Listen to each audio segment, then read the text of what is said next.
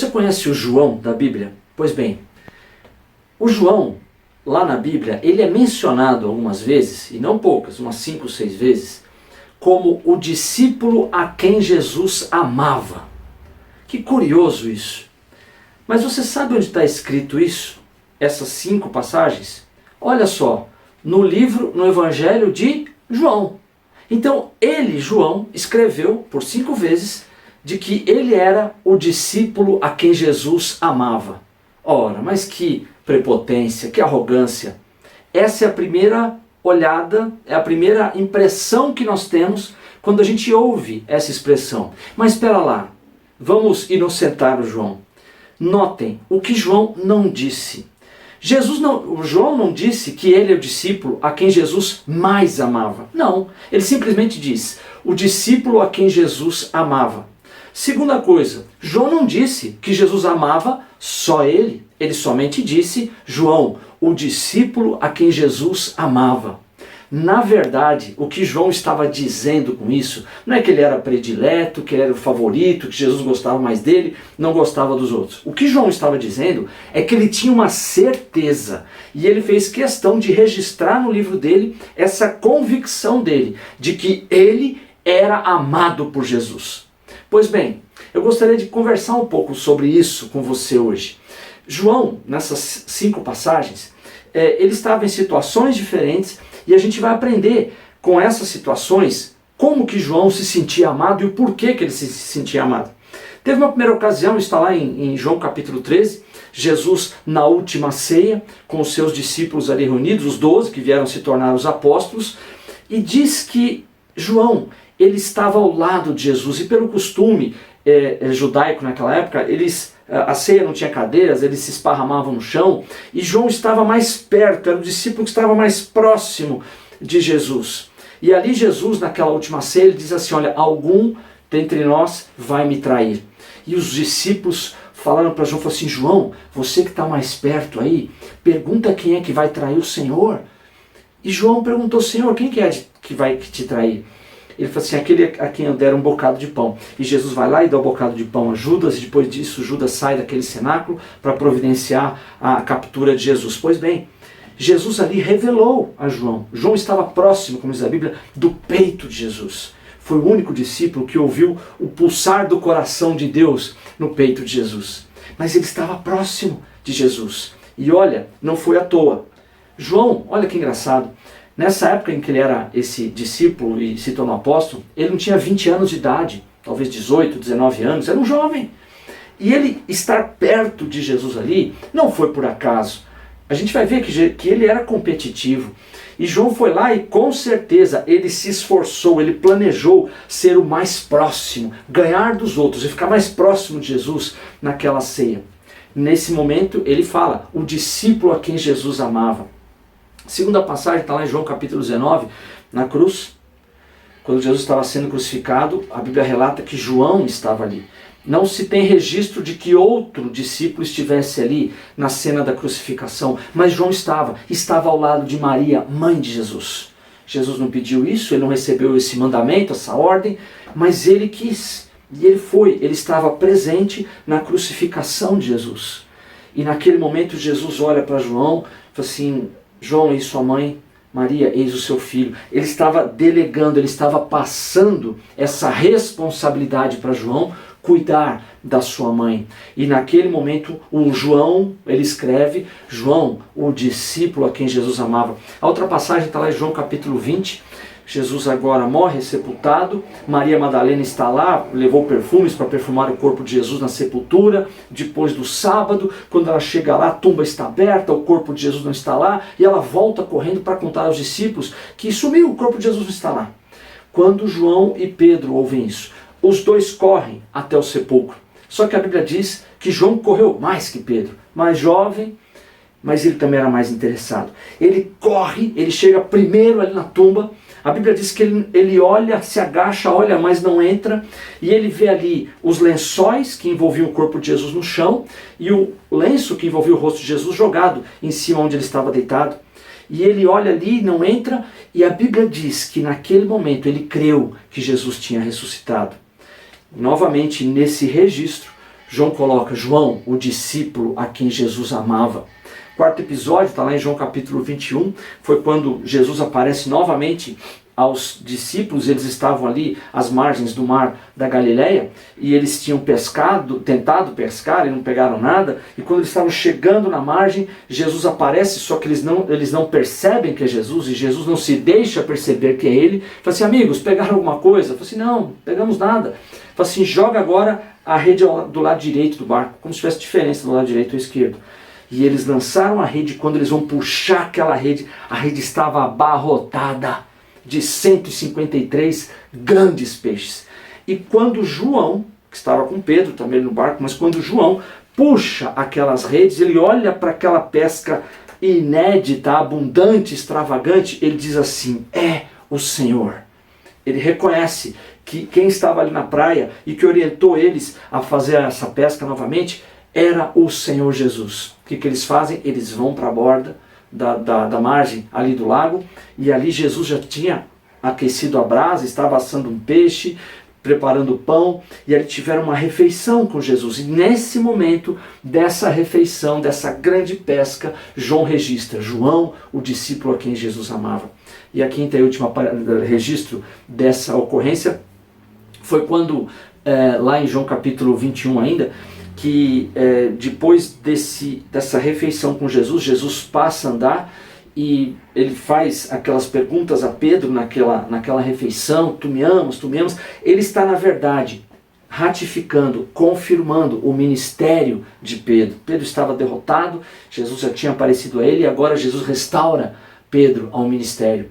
Mas quando Jesus sai daquela cena e começa a andar, Pedro pergunta assim: e esse daí que está te seguindo? Que era João. Então, ali é a informação que João estava seguindo Jesus. E era um momento de reestruturação ministerial, de confirmação ministerial para João. E João escreve também: João, o discípulo a quem Jesus amava.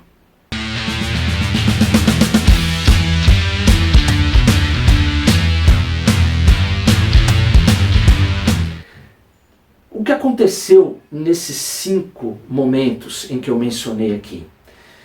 E por que João, ele tinha essa convicção? Falou assim: olha, Jesus ama todo mundo, mas eu tenho convicção que Jesus me ama, eu percebo isso na minha vida, eu aprendi isso na minha vida.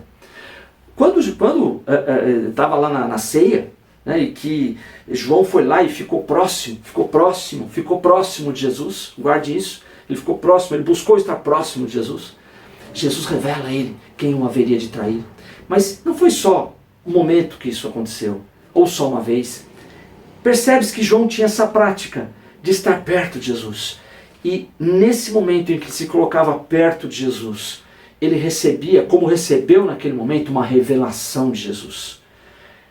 Quando Jesus entra na casa de Maria e Marta, Marta vai lá preparar a refeição para Jesus, enquanto Maria, aos pés de Jesus, sentada, ouvindo, conhecendo, recebendo revelação de Jesus. Era mais importante do que preparar uma boa refeição.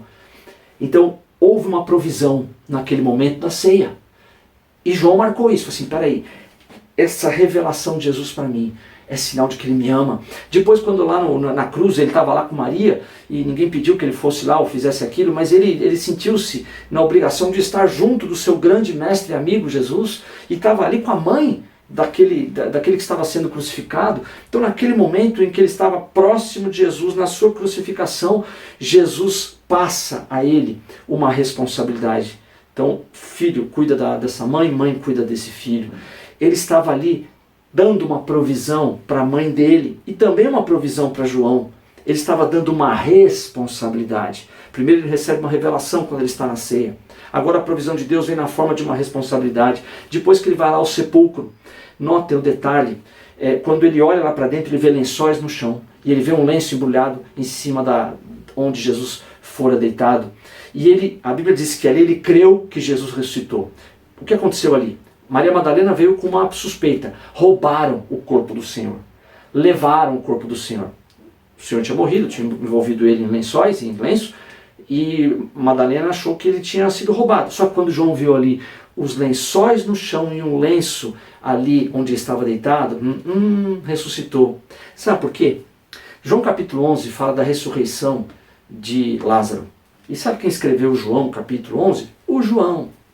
E sabe por que João escreveu João capítulo 11? Porque João estava lá no momento em que Lázaro foi ressuscitado.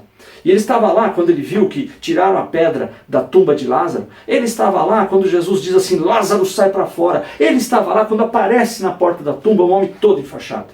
E notem, eles enfaixavam pernas, tá certo? E Lázaro estava enfaixado. Pergunto a você, como é que Lázaro sai andando e vai até a porta da tumba? Andando não dava. Das duas, uma, ou ele veio pulandinho, ou ele veio ali levado, ele veio levitando. Deus o trouxe até aquela porta. Mas será, Sérgio? Eu creio, sabe por quê?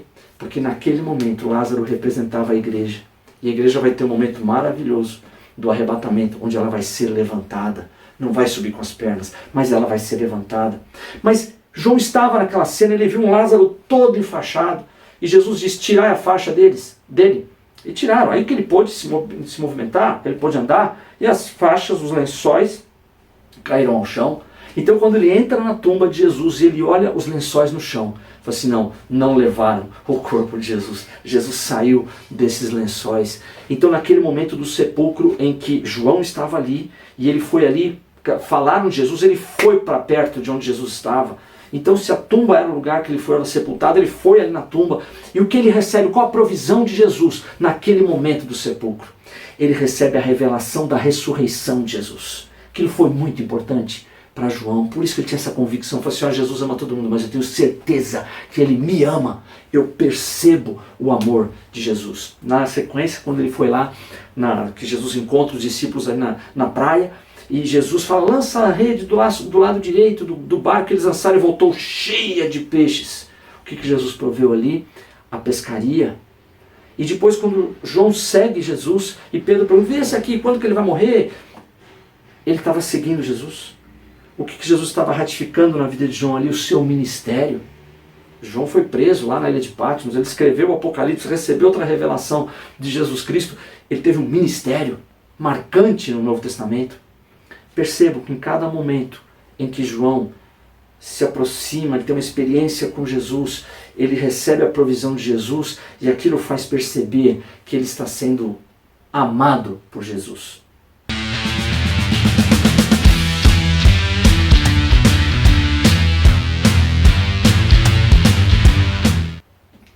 O sol é necessário à vida humana, só que o sol ele pode ser bom como pode ser perigoso. Né? Tem um horário bom de você tomar o sol, até as 10, 10 e meia da manhã, a partir das 4, 4 e meia da tarde, que tem lá os raios solares, UVA, UVB.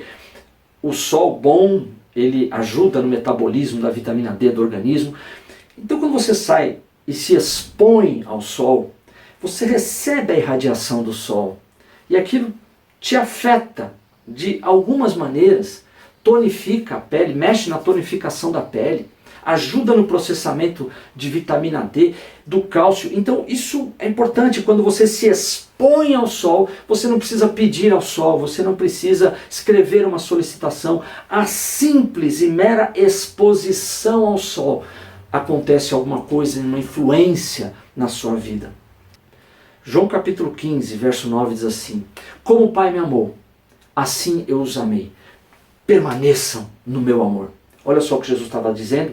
Em outras passagens do Novo Testamento há uma repetição dessa expressão, permanecer no amor de Jesus. Jesus falou assim, permaneçam no meu amor. Como que João entendeu isso? Porque ele entendeu. Porque ele diz, eu, João, o discípulo a quem Jesus amava. Ele ama todo mundo, mas eu tenho certeza que ele me ama. E quem escreveu essa passagem que Jesus falou foi o próprio João. João capítulo 15, verso 9. Então ele entendia essa expressão, o significado dela de permanecer no amor de Jesus. Se você permanece no sol, o sol vai te influenciar. Ele vai fazer alguma coisa na sua vida. E se você permanece, se você se expõe ao amor de Jesus, como você se expõe ao sol, o amor de Jesus vai atingi-lo. Olha só, todas essas vezes que João esteve ali com Jesus, na ceia, na cruz, no sepulcro vazio, na pescaria, naquela refeição, e quando ele saiu para seguir a Jesus, em todas essas ocasiões em que ele se expôs para Jesus. Na ceia, ele correu, ele queria ficar ao lado de Jesus, estava se expondo para Jesus. No sepulcro, falava assim, olha, o corpo de Jesus não está lá, ele saiu correndo, foi o primeiro a chegar, correu mais que todos. Ele se expôs, eu quero saber do meu mestre. Quando, naquele momento ali da pesca, que Jesus vai ali e faz o milagre, ele corre ali para a praia, junto com Pedro, para participar daquela refeição de Jesus. Acaba a refeição, Jesus sai, gruda em Jesus, ele segue Jesus. Estar próximo de Jesus. O que eu quero dizer aqui, a Bíblia não é uma poesia, gente, ela é prática, ela serve para mim hoje e sempre na minha vida e na sua também. O que significa permanecer no amor de Jesus. Eu vou tentar te orientar nesse sentido, te ajudar e me ajudar também. Como eu disse, o sol, se eu me exponho ao sol, eu sou beneficiado pelo sol. Se eu me exponho ao amor de Jesus, eu sou beneficiado. Mas o que significa expor-me ao amor de Jesus? Notem bem, todas essas vezes que eu falei de João, ele foi para perto de Jesus. Ele foi para a presença de Jesus. Mas agora, Jesus não está aqui em carne e ossos, isso não é mais possível. Mas é possível sim, conscientizar-se de estar na presença de Jesus. Alguém pode dizer o seguinte, olha irmãos, vamos entrar na presença de Deus, na presença de Jesus. Olha, você está angustiado, vá para a presença de Jesus. Vamos entender isso? Jesus, quando ele vem para cá e ele morre pelos pecados, ele ressuscita, ele forma um corpo. Jesus, ele é constituído não só por ele, mas ele e o corpo. Quem é o corpo de Jesus? Aqueles que creem em Jesus. Todos aqueles que creem em Jesus, que o recebem como Senhor, fazem parte de Jesus. Jesus, em João capítulo 17, ele olha e fala assim, Pai, eu quero que eles sejam um comigo como eu sou contigo. A Bíblia diz, aquele que se une ao Senhor Jesus se torna um só Espírito com o Senhor Jesus. Então, onde Jesus está, o corpo está. Hoje Jesus está à destra de Deus. E nós estamos, os discípulos de Jesus também, se somos corpo dele, em posição. Nós estamos junto com Jesus. Não fisicamente, mas em posição. Somos o corpo de Jesus. Então quando eu falo o seguinte, olha, João ele foi para a presença de Jesus. Como é que eu faço para ir para a presença de Jesus se você já está? Hebreus fala o seguinte, acheguemos com confiança ao trono da graça. Peraí, mas eu tenho que chegar no trono da graça? Eu já não estou lá? Hebreus, o escritor, o autor escreveu para hebreus, judeus, que tinham no seu ritual, na sua liturgia, na sua cultura, o trono simbolizado pelo Santo dos Santos dos Tabernáculos. Era um lugar ultra restrito, o sacerdote uma vez por ano que entrava lá. Então o escritor aos hebreus estava explicando aos hebreus que já podia vir entrar. Mas para quem não é hebreu e para quem não viveu o Antigo Testamento, o tempo do tabernáculo do templo, agora eu já sou o corpo de Cristo, eu já estou na presença de Deus, eu sou o corpo de Jesus. Então o que importa? Como é que eu permaneço no amor de Jesus?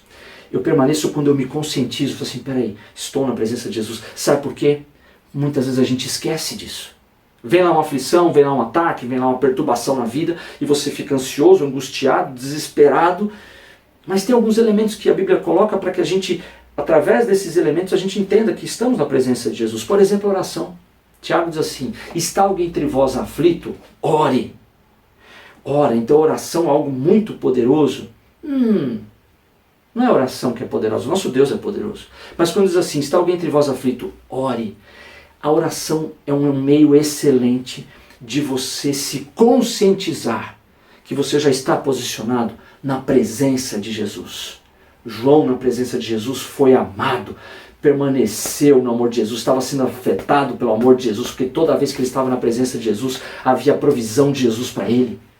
Então conscientize-se pela oração, respira fundo, irmão. Respira fundo. Quando você vê que a coisa está pegando, que o negócio está pressionando, você está numa panela de pressão, respira fundo e se conscientiza. Você não tem que conquistar uma terra prometida, você já está nela. Você já está na presença de Jesus, você é corpo dele. Então pela oração, você não precisa fazer com que Deus mova as coisas, ele já moveu. Mas entender pela oração, falar assim, eu estou na tua presença a abundância de alegrias, na tua presença a provisão, eu permaneço, eu me exponho à tua presença, Jesus. A Bíblia fala inclusive de coisas, por exemplo, como a ceia do Senhor, aquele elemento lá, o pão, aquele outro elemento, o vinho, o suco de uva, símbolos, não tem uma virtude em si, mas são símbolos. Então quando eu participo do pão e do vinho, aquilo está me conscientizando que eu estou na presença de Jesus. E através daquele pão eu me conscientizo que eu tenho saúde. E através daquele suco, daquele vinho, eu me conscientizo que eu fui redimido, que eu fui perdoado, eu tenho acesso, olho Deus na cara dele, eu faço a face, olho a olho, e ele me recebe como filho, ele não se lembra dos meus pecados, ele é misericordioso. Quero encerrar dizendo uma coisa. João, ele conheceu Jesus como poucos. Jesus, 2 vezes no Novo Testamento, ele elogia a fé de 2 pessoas. E não eram judeus. Ele elogia a fé de um centurião de Cafarnaum, que foi lá pedir que Jesus curasse o seu servo. Jesus falou assim, vamos lá. Ele falou assim, não, senhor, eu não sou digno. Não, só manda uma palavra, meu servo curará. E ele falou assim, olha, eu nunca vi em Israel uma fé como essa. Aquela mulher cananita, que foi interceder junto a Jesus pela sua filha que estava perturbada. E ela insiste com Jesus, e Jesus fala assim, nem em Israel eu vejo uma fé como essa, vai lá, a tua fé salvou a tua filha.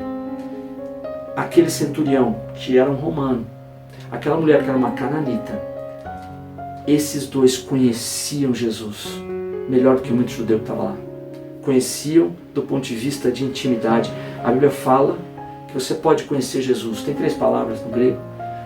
Você pode conhecer Jesus por uma experiência que você, olha, você ficou sabendo a respeito de Jesus, então você teve um conhecimento de Jesus, e aquilo foi bom para você. Tem outro nível de conhecimento. Você conhece Jesus num relacionamento, numa coisa constante. Mas tem um terceiro nível de conhecimento, que no grego é a palavra oidá, que significa conhecer pela intimidade.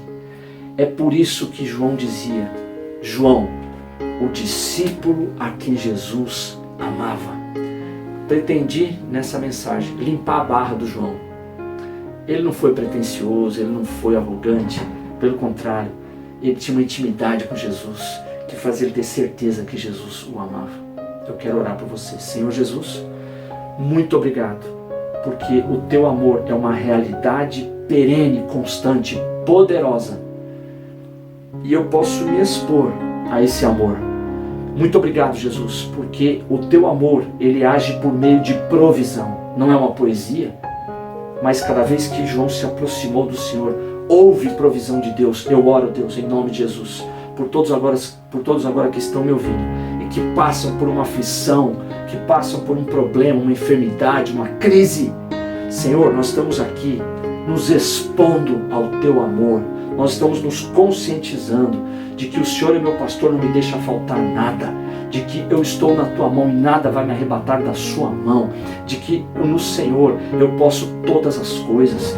Eu tenho, Senhor, convicção de que eu sou bendito de Deus, eu sou perdoado, e todas as bênçãos lá que a Bíblia fala que vai abençoar o fruto do meu ventre, o fruto do trabalho das minhas mãos. O Senhor vai mandar chuva no seu tempo, me abençoar no campo, na cidade, cesto, amassadeira, na entrada e na saída. Inimigo vem por um caminho, foge por 7. O Senhor vai me exaltar. Isso é verdade, eu creio. Então me posiciono, Deus, me posiciono para ser exposto ao teu amor e te conhecer na intimidade. Opera isso nas pessoas que estão me ouvindo agora, Jesus. E se tem alguém que ainda não recebeu Jesus como seu Senhor, que nesse momento, Pai, com a sinceridade do seu coração, diga assim, Jesus, eu quero que o Senhor seja o meu Senhor, o meu Salvador, a minha justiça. Eu me rendo a Ti, em nome de Jesus. Amém. Que Deus te abençoe.